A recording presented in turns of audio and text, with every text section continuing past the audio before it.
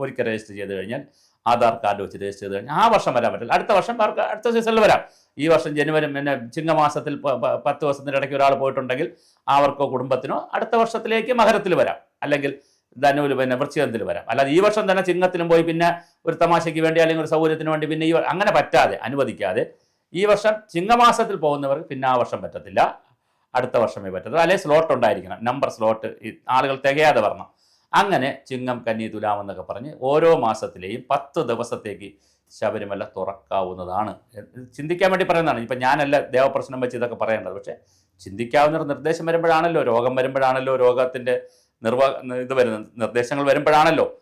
അപ്പോൾ ഇപ്പോൾ ഈ പ്രതിസന്ധി മാറ്റാനാണ് പറയുന്നത്. അപ്പോൾ എന്നിട്ട് ആ സീസണിലേക്കുള്ളത് നേരത്തെ തന്നെ, അപ്പോൾ ജനുവരി മുതൽ, അപ്പോൾ വർഷം മുഴുവൻ ശബരിമലയ്ക്ക് വേണ്ടിയിട്ടുള്ള ഒരു പ്രത്യേക സെല്ല് ശബരിമല ദേവസ്വം ബോർഡ് തുടങ്ങിയാലും കുഴപ്പമില്ല, ട്രാവൻകൂർ ദേവസ്വം ബോർഡിൽ നിന്ന് മാറ്റി ഒരു ശബരിമല ദേവസ്വം ബോർഡ്, ഇപ്പോൾ ഗുരുവായൂർ ദേവസ്വം ബോർഡുണ്ട്, സെപ്പറേറ്റ് കമ്മിറ്റിയാണ്, ആറ്റുകാൽ സെപ്പറേറ്റ് ട്രസ്റ്റാണ്, ചക്കുളത്താവ് സെപ്പറേറ്റ് ട്രസ്റ്റാണ്, പത്മനാഭസ്വാമി ക്ഷേത്രം പ്രത്യേക ട്രസ്റ്റാണ്. എത്ര പേര് വന്നാലും അവർ ഉൾക്കൊള്ളുന്നുണ്ടല്ലോ. ഗുരുവായൂർ പ്രത്യേക ട്രസ്റ്റാണ്, എത്ര പേര് വേണം. അപ്പോൾ ഇതൊരു പ്രധാനപ്പെട്ട ക്ഷേത്രം എന്നുള്ള നിലയിൽ ശബരിമലയ്ക്ക് ഒരു സെപ്പറേറ്റ് ട്രസ്റ്റ് രൂപീകരിക്കുകയോ ദേവസ്വം ബോർഡിനകത്ത് തന്നെ ഒരു സെപ്പറേറ്റ് സെല്ല് രൂപീകരിക്കുകയാണ്. ഫുൾ ടൈം സെല്ലാണ്. അതിന് ദേവസ്വം കമ്മീഷണർ വേറെ, ദേവസ്വം പ്രസിഡന്റ് വേറെ, എല്ലാം വേറെയാണ്.